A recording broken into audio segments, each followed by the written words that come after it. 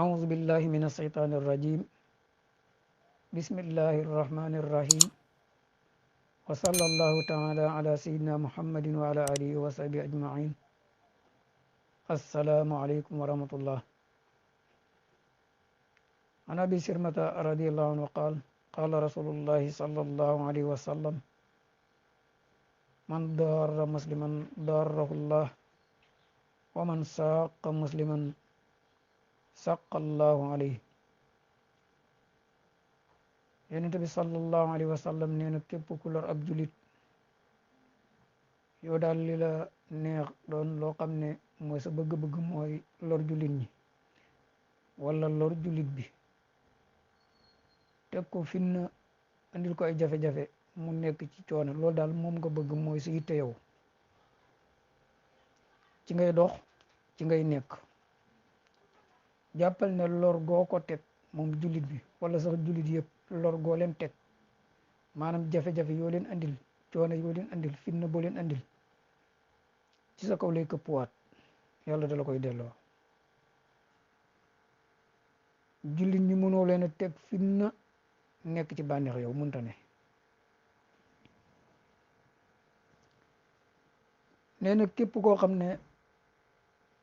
juyoo nga ak ab julit safaanoo nga ak moom andil nga ko safaan te tegoo ko ci benn dëgg sa bànneexu bakkan rek ci nga ko teg yaa xam lu mu mënti doon daal noo safaanoog moom waaye ci sa bànneexu bakkan nga ko teg moo xam dafa wax nga wax contre ko wala mu jëf nga jëf contre ko yow daal lu safaanoog lim def daal ngay xool da ngay bàyyi ba mu def dara wala mu wax dara rek nga xool loo xam ne luy weddi loolu mu wax la wala luy weddi loolu mu jëf la nga def ko te tegoo ko ci benn dëgg gis nga ne moom sax lim def dëgg la waaye da nga wax rek da nga def rek lu weddi lim def moom wala gis nga ne lim wax dëgg la lu baax la loo xam ne bu ko nit ñi defee def lu baax la nga daal di wax loo xam ne lu weddi waxam jooju lay doon. nee na loolu képp koo xam ne yaa ngi koy teg ab julit ci jafe-jafe rek ngay nekk moom la yàlla di teg yàlla ay jafe-jafe rek la lay fayee sa jëf jooju